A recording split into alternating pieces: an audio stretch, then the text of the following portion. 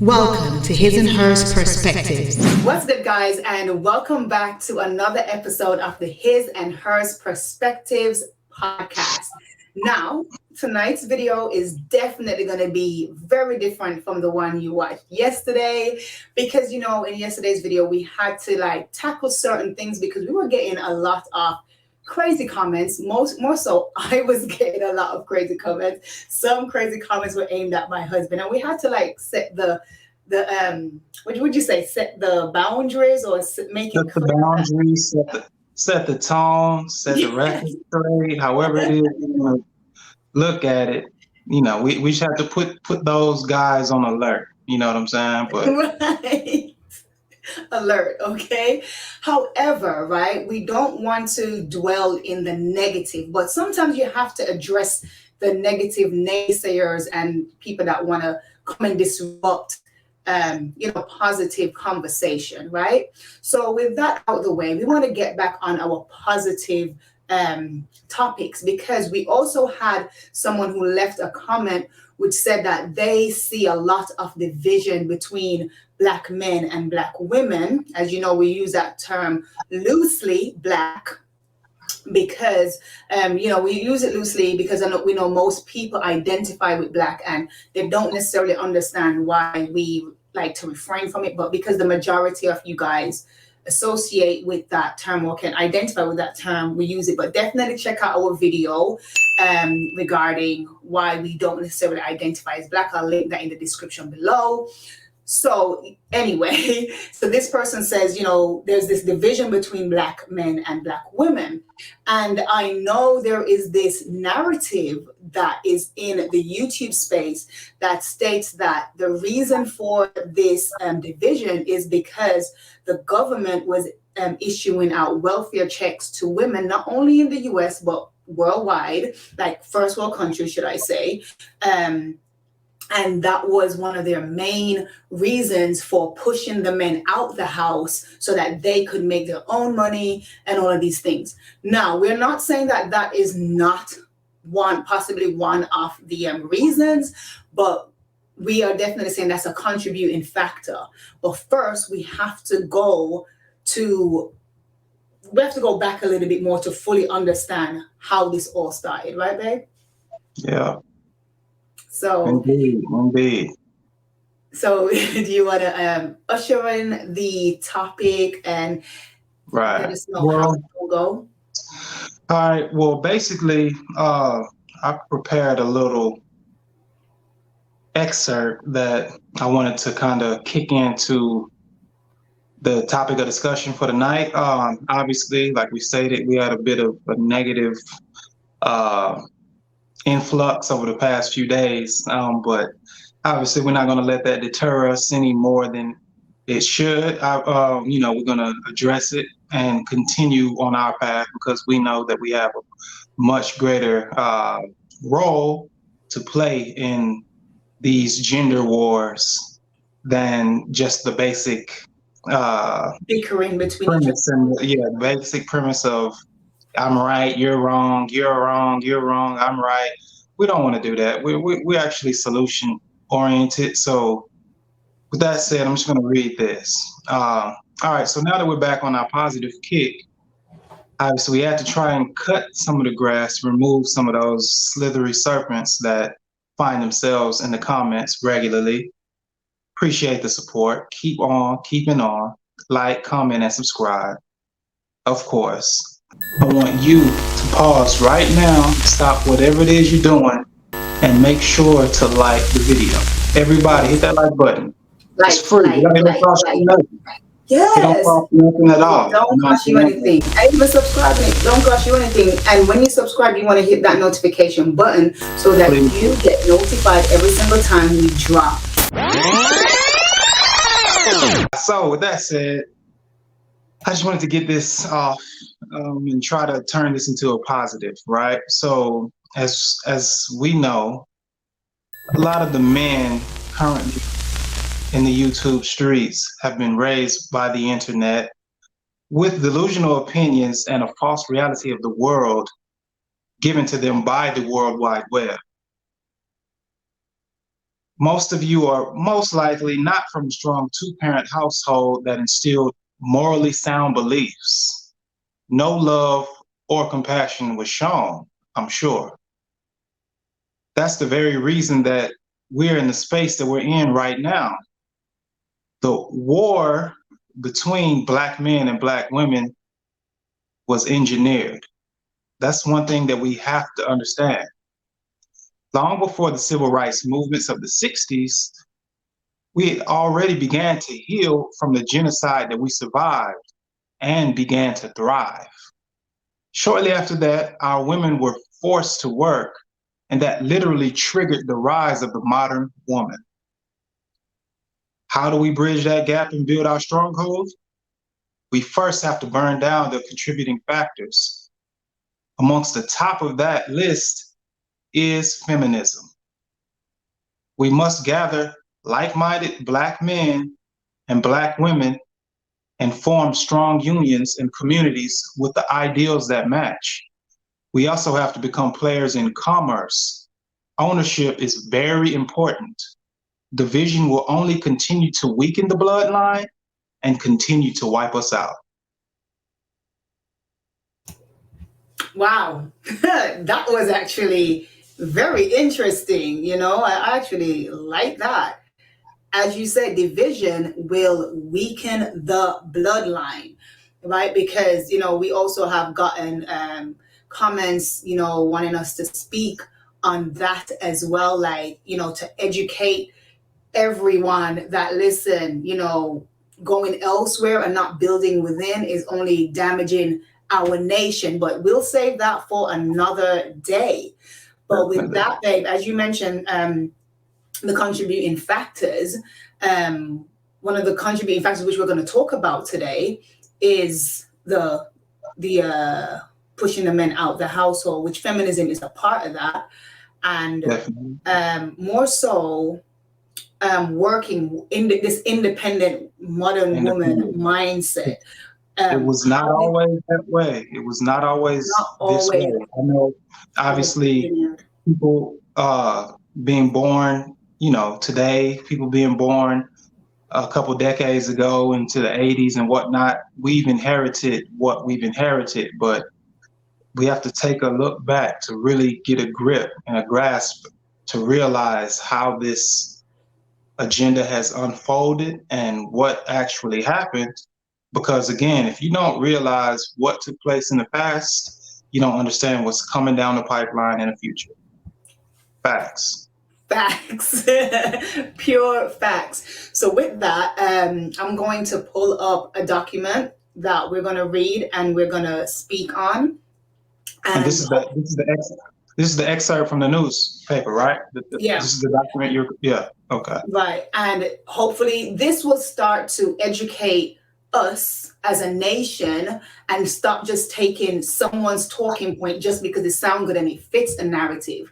But we have to find the solutions. And in order to find the solutions, we have to know how it began, right? So we are going to I'm going to read this and my husband, Jay, will elaborate further, right? And hope you guys find this interesting. So the article from the newspaper I am going to read is titled, Negro Women to be Put to Work. City ordinance soon be passed requiring them to be regularly employed. Many complaints. So that is the title, and I'm going to get into the article. I'm not sure what year this was written, but you guys will kind of get the gist of the time when I start reading this. Okay? So it says here, regardless of whether they want to or have to, able-bodied Negro women in Greenville who are not regularly employed are to be put to work, put in jail, or fined heavily. Okay, hold on. Let's wait. Let's just pause right there, because I actually wanted you to keep that.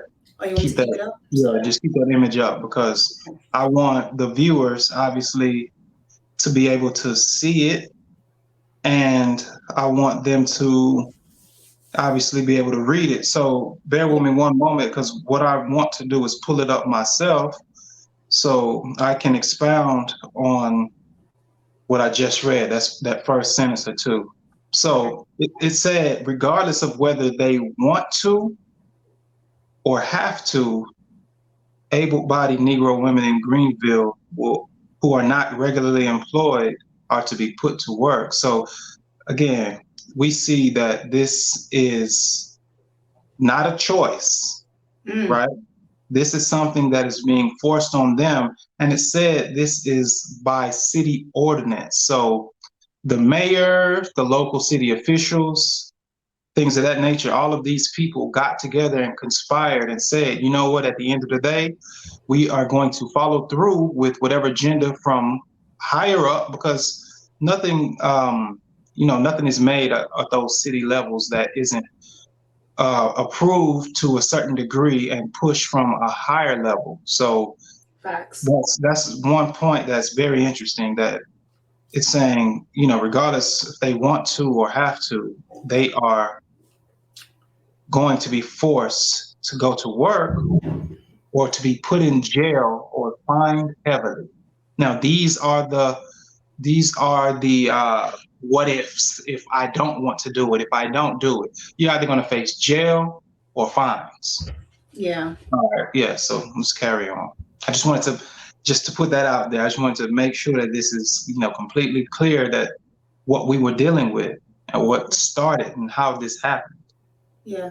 And sorry, I wanted to just add as well, when we were talking about in the past where I did that reading on the Willie Lynch Letter, this Right. also ties in and show that this was conspired. So as Jay says, when you go further back, you will realize that it was engineered for a very long time. So I just wanted to make that note, but we shall continue. Okay, so it continues to say, at its special meeting yesterday afternoon, City Council discussed the situation with regard to this class of loafers at some length, and it seemed that all members of council were agreed that steps should be taken to compel them to engage in some useful occupation.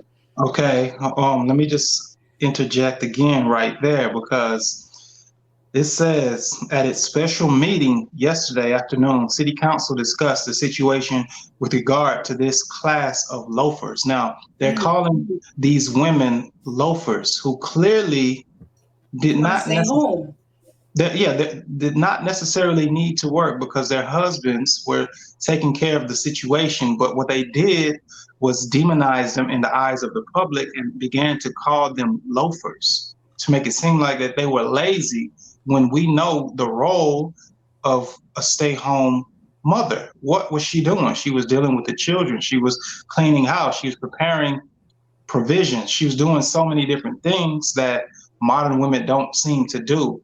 Now, this is just a glimpse into behind the veil to allow you to see how and why we got to where we got to today. Facts. I love that, babe.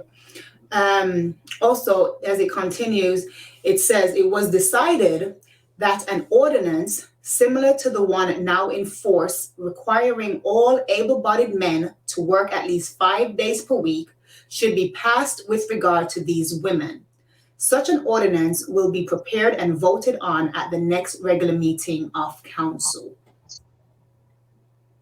And then the next part goes, a number of complaints have come to members of council of Negro women who are not at work and who refuse employment when it is offered to them. The result did you want me to start? So, let me just, now it says a number of complaints have come to members of council. Now, I wonder who was making these complaints. I wonder who was making these complaints. Was it possibly the white women who were staying at home, angry because they felt that Negro women possibly didn't deserve the same kind of treatment, the same ability to be able to be a woman that stayed home to look after home? It's very interesting when you really realize what our elders were dealing with in these times. Yeah.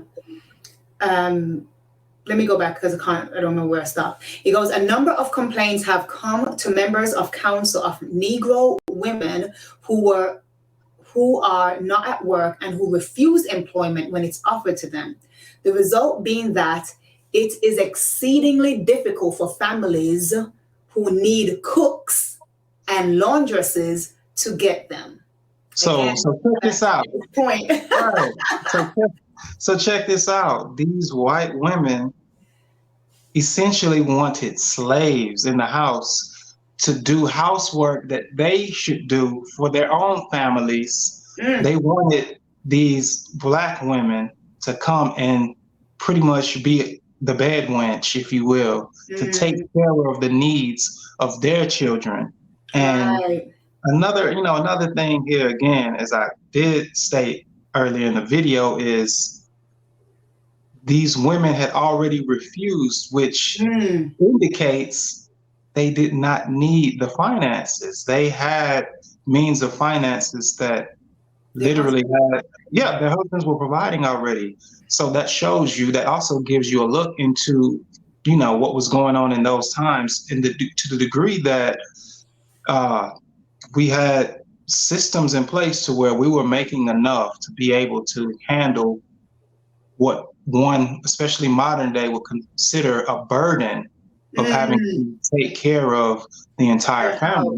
That wasn't necessarily the case back then, Yeah. And you know what's interesting? Again, I just want to reference the Willie Lynch letter. The reason why I'm referencing the Willie Lynch letter so heavily is because a lot of people, when I dropped that video, a lot of people were saying, oh, it's a hoax, it's fake, boom, boom, boom. But when you put these two information together, you can see that how can this be fake? As Jay says, this was engineered from a very long time ago, because in the Willie Lynch letter, it spoke about, taking the men out the house so the women will have to start fending for themselves. And here we go in this particular news article where it's showing you that these women were forced out the household. Again, we're not saying when these government schemes came in wasn't a part of the encouragement to keep the men out the household. But again, we're saying, let's understand the generations of brainwashing that was occurring prior. Right. Clearly, it shows steps into the evolution, if you will, because the Willie Lynch, it stated what it stated to get the men obviously emasculated and start to have the women have less confidence in the man.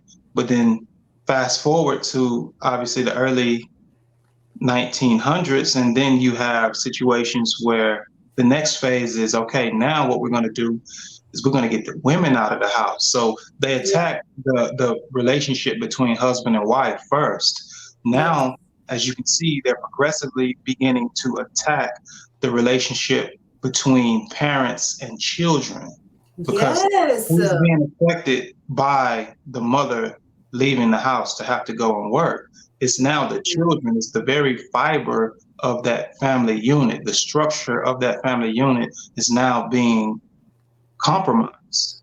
This is what we're seeing here. Yes, most definitely. And again, you said something that reminded me of something that I read from the Willie Lynch letter, where it says that, the women now stand guard at their establishments, at their house, looking after their children, because they're saying, oh, when we're asleep, the Negroes are awake, and whatever system they set up where it's the woman now that's in the workforce and stuff like that. But nonetheless, we are going to continue on. Where am I? If you're appreciating the content and would like to show your support, consider becoming a channel member or sending a super chat, super sticker, super thanks, or alternatively, sending a cash app to #HisHersPerspectives.